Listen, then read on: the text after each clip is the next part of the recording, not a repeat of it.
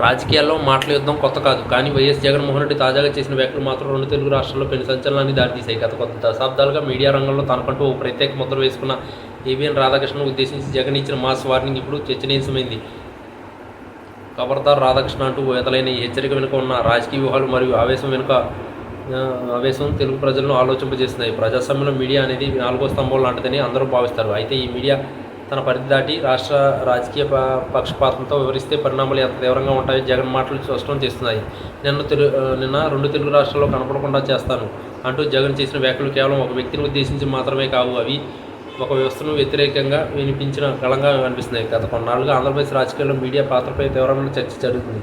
కొన్ని పత్రికలు మరియు ఛానళ్లు కేవలం ఒక వర్గానికి కొమ్ము కాస్తూ తమపై అసత్య ప్రచారాలు చేస్తున్నాయని జగన్ మరియు ఆయన అనుచరులు భావిస్తున్నారు. ఈ క్రమంలో రాధాకృష్ణ నిర్వహించే చర్చా కార్యక్రమాలు మరియు ఆయన రాసే ఆర్టికల్స్ ప్రభుత్వంపై నెగిటివ్ ఇంపాక్ట్ చేస్తున్నాయనేది వైసీపీ శ్రేణుల ప్రధాన ఆరోపణ. జగన్ తన ప్రసంగంలో ఎక్కడా వెనక్కి తగ్గకుండా అత్యంత దూకుడుగా వివరించడం చూస్తుంటే భవిష్యత్తులో మీడియా యాజమాన్యంపై మరిన్ని కఠిన చర్యలు ఉండే అవకాశం ఉందనిపిస్తుంది. రాజకీయ నాయకుడికి ప్రజల్లో ఉండే బలం మరియు మీడియా ఇచ్చే మద్దతు మధ్య జరిగే ఈ యుద్ధంలో ఎవరు గెలుస్తారనేది ఆసక్తికరంగా మారింది. ఒక నాయకుడు బహిరంగంగా ఒక మీడియా సంస్థ అధినేతను హెచ్చరించడం అది సాధారణ విషయం కాదు. ఇది ఒక రకమైన యుద్ధం ప్రకటన రాజకీయ విశ్లేషకులు భావిస్తున్నారు. రెండు తెలుగు రాష్ట్రాల్లో కనపడకుండా చేస్తామన్న మాటలో లోతైన అర్థం ఉంది. కేవలం భౌతికంగా కాదు, రాజకీయంగా మరియు సామాజికంగా ఆ మీడియా సంస్థ ప్రభావాన్ని పూర్తిగా తగ్గించేస్తామని జగన్ హెచ్చరిస్తున్నట్లు అర్థమవుతుంది. ప్రజల మద్దతు తనకు ఉన్నంత వరకు ఇట్లాంటి మీడియా సంస్థలు తాను ఏమీ చేయలేని జగన్